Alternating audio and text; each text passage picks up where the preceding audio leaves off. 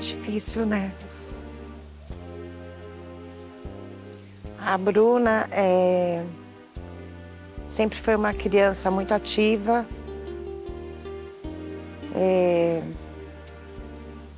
muito inteligente, extremamente. Porque ela foi uma criança prematura, então tudo ela fez precocemente. Falou, andou, tudo muito rápido.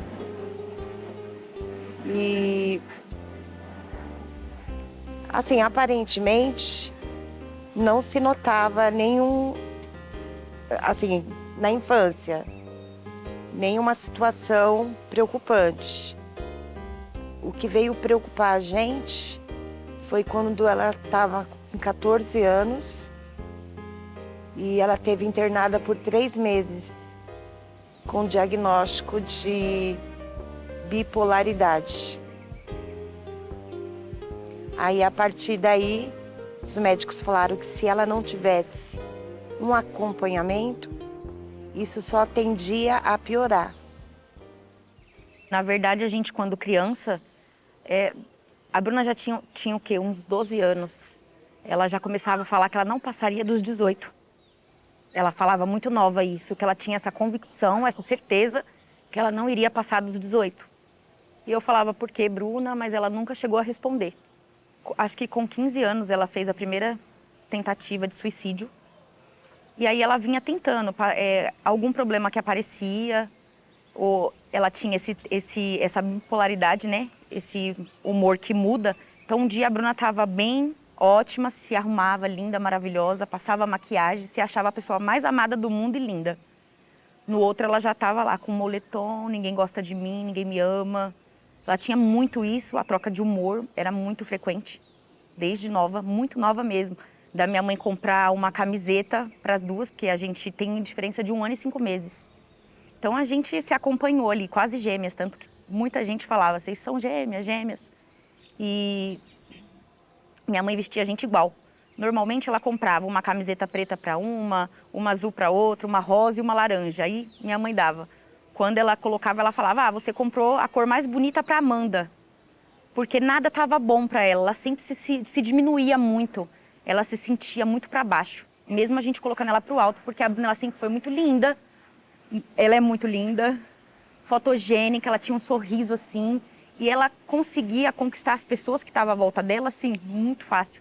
Ela era muito carismática. Uma pessoa de um coração assim que difícil de até falar. E é até difícil falar dela, muito difícil, está muito recente, né? Tem 8 meses o suicídio dela. Eu conheci a Bruna há 7 anos atrás, parece que eu conheci a Bruna há 60 anos, né? Eu falo que ela é minha 5ª filha. E a Bruna, ela me trouxe muitas alegrias e eu percebi, assim que conheci a Bruna, que ela era um ser humano muito depressivo. Todo o tempo a Bruna clamava por amor. Quanto mais amor você dava para a Bruna, mais a Bruna sentia carência de amor. Assim, ela casou muito jovem. Ela tinha 15 anos, né, quando ela se casou. E no decorrer do tempo, o sonho dela era engravidar. Houve, acho que 2 gestações e que não vingaram. E isso também começou a pesar muito para ela, porque o ex-marido dela, ele cobrava muito dela esse filho. E era um problema e que ela não ia ter esse filho. Tanto é que ele chegou a ter gêmeas fora do casamento, que foi um outro fator que pegou muito a Bruna. né? Ela ter que encarar o marido tendo um relacionamento fora do casamento, onde ele teve gêmeas, né? Então, assim, isso foi matando ela aos poucos. Ela gostava muito de ajudar as pessoas, porque sempre ela estava... Qualquer pessoa que precisasse, tanto da família quanto amigos, ela estava ali pronta para ajudar. Ela ia muito para o hospital, para ajudar as pessoas. E logo após isso, ela encontrou o MTST, que ela foi militante do movimento. Ela entrou na luta por moradia, a princípio. E depois ela virou coordenadora da ocupação, onde a tia Cida foi a nossa militante, né? A gente entrou pela moradia mesmo, por vontade de ter nossa casa própria. E por ajudar também, quando a gente se apaixonou, tanto eu quanto ela, pelas causas que o movimento luta, que é igualdade, racismo, homofobia, entre outros, tudo.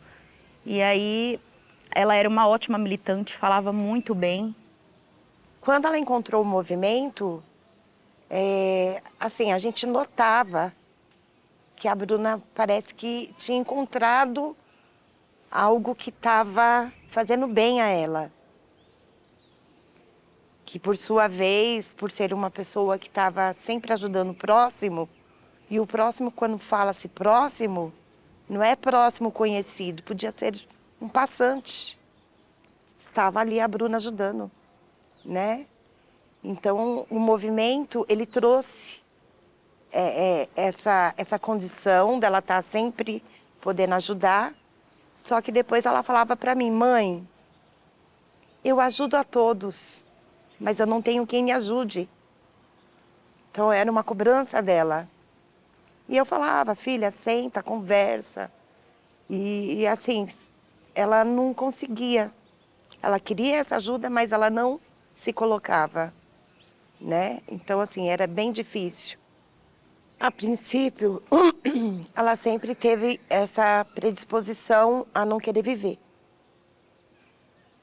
E ela sempre falava, eu não tenho coragem de tirar a minha própria vida. Eu, Bruna. Então, ela se colocava em situações de perigo para que isso viesse a acontecer, dela perder a vida. E aí, nas tentativas com remédio, houve algumas tentativas, e inclusive teve uma que foi com chumbinho. Depois houve com remédio, só que assim, a gente conseguia socorrer a tempo. Desta vez, que foi o fato consumado, ela chegou já estávamos perto do fim do ano. E nós pintamos a casa todinha, eu e a Bruna. A última coisa que ela pintou foi a porta do quarto dela. E terminando de pintar, ela falou, mãe, a Amanda tá precisando de você. Vai pra casa dela. Falei, por quê, filha? Ela falou, queria tanto ficar sozinha hoje. Falei, não. Se ela estiver precisando da gente, ela vem pra cá, vamos chamar ela. Então vamos fazer o seguinte, eu vou pedir pra Amanda vir pra cá e eu vou pra casa dela. Aí eu falei, não, Bruna. Aí ela ligou pra Amanda, fazendo a proposta de ir pra casa dela e ela vir pra nossa. E aí a Amanda falou, Bruna, passa pra mãe. Aí a Amanda falou, mãe, a Bruna tá pensando em besteira? Aí eu só fiz, aham. Ela falou, então eu não vou. E nesse dia chovia muito, muito. E aí nós sentamos no sofá e ficamos conversando. E aí a Bruna falou, mãe, eu já estou muito determinada. Deus já conhece meu coração, Ele sonda meu coração e Ele sabe da minha intenção. Eu não quero mais. E dessa vez, eu vou conseguir. Agora vocês não vão ter tempo mais. E eu, mas por que, Bruna? Porque não vai dar tempo, mãe. Então, me aproveita. Ela tomou 300 comprimidos. Então, foi coisa assim, por muito menos, 20 comprimidos já te leva, né? É fatal. E ela foi tomando aos poucos, no decorrer do dia, só que não foi observado. Porque ela também fumava, ela sempre pegava um dedinho de coca, ali era uma coca e um comprimido.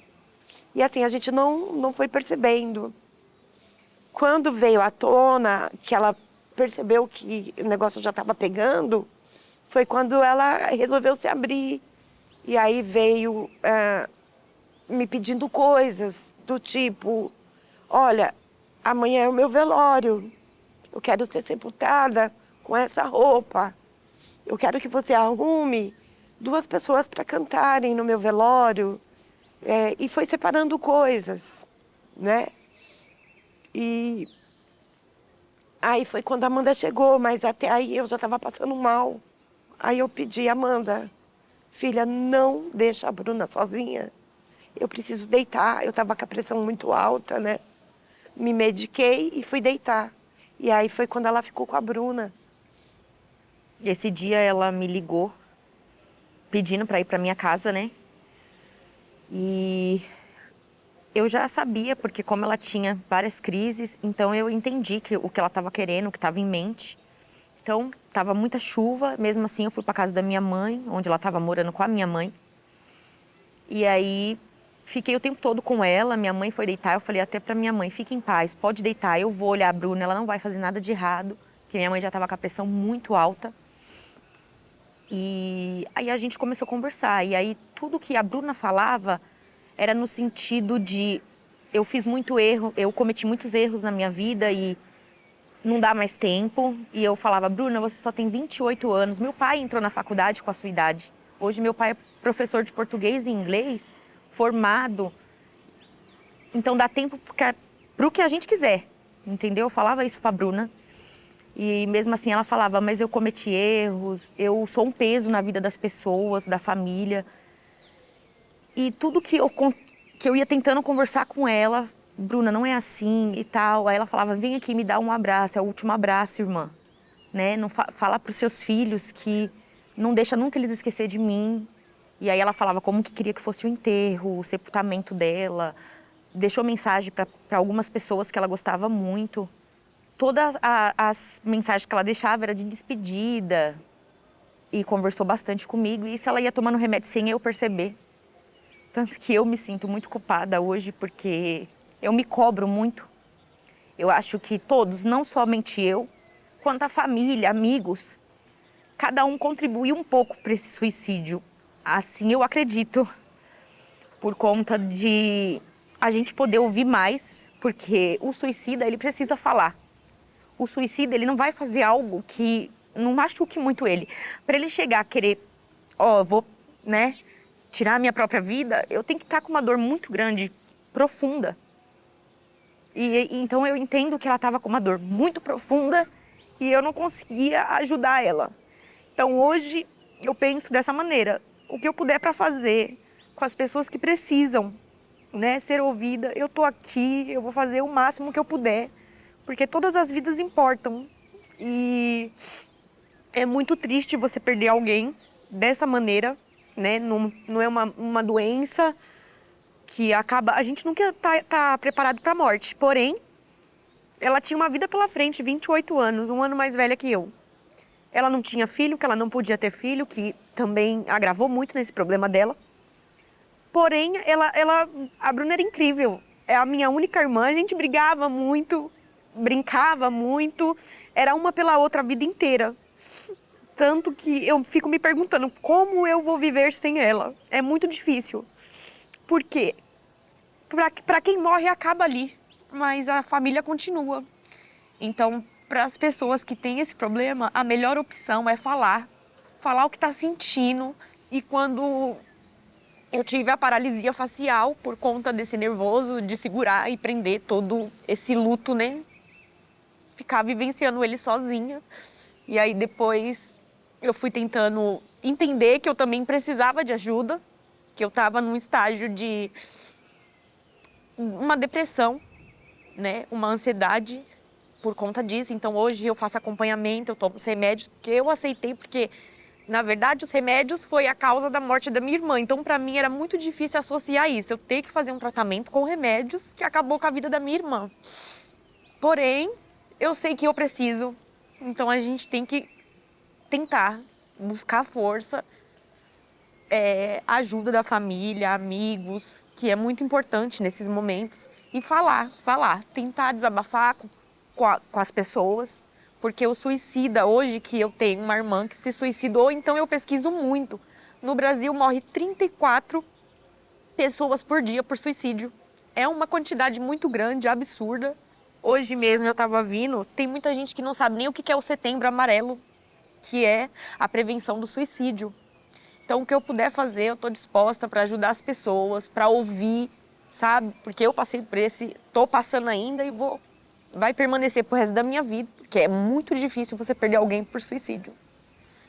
É difícil perder alguém de qualquer outra maneira, mas o suicídio, ele é muito, muito cruel.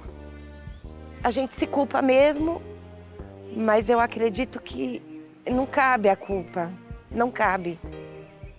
Nessa história, ninguém é culpado. Quando a pessoa se coloca na situação, não quero mais viver, ela tá querendo se aparecer? Sim. Ela tá dando um sinal de que, gente, eu estou aqui, estou precisando. Me ouça, sabe? Preciso de ajuda. É um sinal de socorro, ela tá pedindo socorro de verdade, né?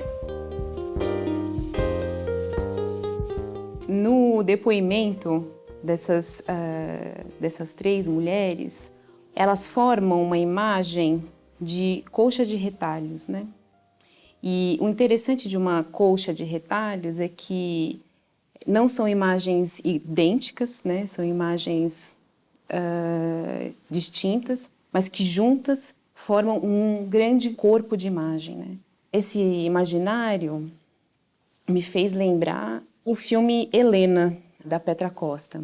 E é esse filme que me interessa falar junto com esse depoimento, também pelo fato de ter uma presença de mulheres muito grande. A Petra vai, nesse documentário, resgatar as imagens de família, imagens da Helena no palco, imagens da mãe como atriz, que era o sonho da Helena, né, ser atriz, mas também a imagem da mãe grávida durante a ditadura como militante, prestes a ir para uma ação que ela seria morta provavelmente. Isso é dito pela Petra, né? Ela poderia ter morrido ali e ela não foi. E trago também esse tema da militância. A Bruna encontra na militância uma salvação durante um período, né? Esse engajamento, até porque é algo coletivo, algo partilhado, que a mãe e a irmã também trazem como importante tanto para a Amanda, né, quanto para a Bruna. A Petra vai voltar na casa em que faleceu a irmã.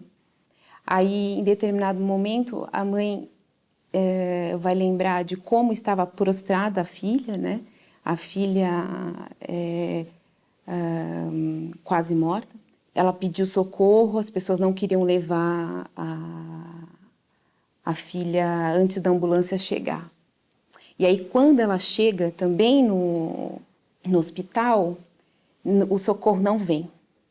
E ela fala, eles demoraram demais. Essa ação aí é algo que é uma marca também do social em relação ao suicídio que aparece. No caso, então, do depoimento da Bruna, elas vão falar dessa ajuda, né, de buscar ajuda, do suicida que busca isso, e que a mãe fala, né, isso tem que ser ouvido, e para quem fica é falar, né, vamos falar dessa dor, é preciso dizer. A Petra escolhe falar de algo muito familiar, de uma dor íntima, né, de trazer isso a público, assim como a família da Bruna, né, também está trazendo isso a público, essa coisa difícil, dura, mas que a gente possa elaborar em coletivo. Então Então fica a dica, é sempre não guardar para si, porque a depressão nada mais é do que uma ferida que está lá dentro da alma. E dói tanto, tanto, que você tenta acabar com tudo para ver se aquela dor vai passar. Porque essa dor, ela arde, ela queima, né? É uma doença da alma mesmo. Eu não digo nem da cabeça, ela é da alma. É aqui dentro. Aqui que está ferido é um buraco aberto, né? Então a dor é tanta que você traça esse caminho, vou acabar com tudo, porque aí acaba a minha dor. Só que esquece que acabou a minha dor, mas ficou para as outras pessoas.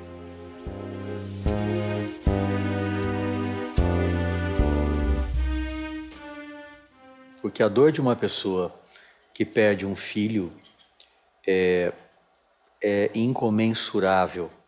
Todas as pesquisas de psicologia social mostram que a maior dor pela qual um ser humano passa é a perda de um filho. É quando a natureza inverte a ordem natural das mortes. E perder um filho por suicídio é martirizante, porque como há muito tabu em torno do suicídio, a gente tem mais dificuldade para falar sobre a morte. A gente tem sentimentos confusos. Uma hora a gente tem pena, outra hora a gente sente culpa. Pode haver hora em que a gente sente raiva, porque uma pessoa que se mata, ela impõe a morte dela, né? Ela me violenta, ela tira a minha tranquilidade, ela impõe um peso eterno na minha alma. Então, a gente sofre muito quando há um suicídio. E a gente sofre também porque a sociedade não deixa a gente externar a dor da gente. Há um tabu dentro da própria família. É por isso que cresceram, em número, felizmente, está crescendo no Brasil também, os grupos de autoajuda de pessoas que estão enlutadas pelo suicídio, pessoas que se encontram para trocarem experiências, para elas perceberem que elas não estão sozinhas naquela culpa eterna, naquele questionamento eterno. Por quê? O que eu deixei de fazer? O que eu deixei de ver? O que eu deixei de prover para minha filha, para o meu filho? E não é por aí. Não é por aí.